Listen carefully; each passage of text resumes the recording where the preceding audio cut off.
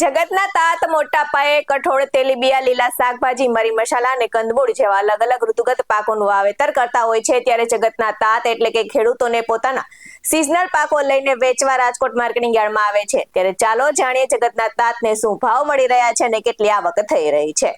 નમસ્કાર દર્શક મિત્રો, BS9 TV ન્યૂઝમાં આપની સાથે હું છું નેહા પટેલ। રાજકોટ માર્કેટિંગ યાર્ડમાં આસપાસના અનેક તાલુકા અને ગામડાઓમાંથી ખેડૂતો પોતાની જણસી વેચવા આવતા હોય છે ત્યારે આજે જીરું, તુવેર અને કપાસની આવક સાથે માર્કેટિંગ યાર્ડ છલકાયું છે।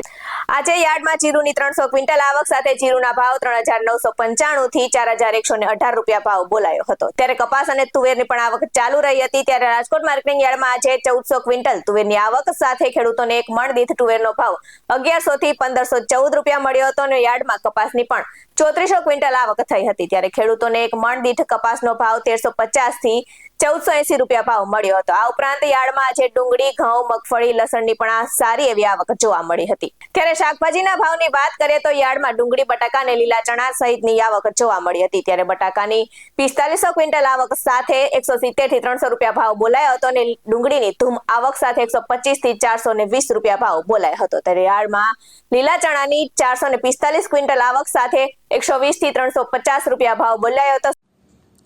શ્રી સરદાર વલ્લભભાઈ પટેલ મુખ્ય માર્કેટિંગ યાર્ડની આજના બજાર ભાવની વાત કરીએ તો કપાસ બીટીનો ભાવ 1350 થી 1480 બોલાયો હતો, બાજરીનો ભાવ 450 થી 501 બોલાયો હતો, અડદનો ભાવ 1000 થી 1631 બોલાયો હતો, મઠનો ભાવ 920 થી 1312 બોલાયો હતો ત્યારે તલીનો ભાવ 1700 થી 2327 બોલાયો હતો, સોયાબીનનો ભાવ 770 થી 805 બોલાયો હતો અને લસણનો ભાવ 1200 થી 2075 બોલાયો હતો ત્યારે વરિયાળીનો ભાવ 1051 થી 1370 બોલાયો હતો અને રાયડાનો ભાવ 1000 થી 1100 રૂપિયા બોલાયો હતો।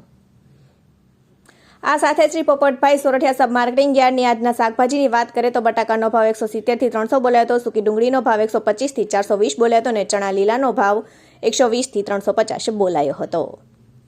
આ સાથે ખેડૂત મિત્રોને જરૂરી માહિતી જણાવી દઈએ કે ઘઉં અને ચણાના ટેકાના ભાવ માટેના રજીસ્ટ્રેશન પ્રક્રિયાનો સમય શરૂ થવાનો છે તો રજીસ્ટ્રેશન માટે આધાર કાર્ડ, બેંક પાસબુક અને 7/12 નો દાખલો, મંત્રીનો વાવેતરનો દાખલો હોવો જરૂરી છે। આવા જ વધુ અહેવાલ સાથે ફરી મળતા રહીશું। તમે અમારી YouTube ચેનલને સબસ્ક્રાઇબ કરવાનું અને અમને Facebook અને Instagram પર ફોલો કરવાનું ભૂલશો નહીં। બાકી અવનવી અપડેટ્સ મેળવવા માટે આપ જોતા રહો BS9 TV ન્યૂઝ। નમસ્કાર।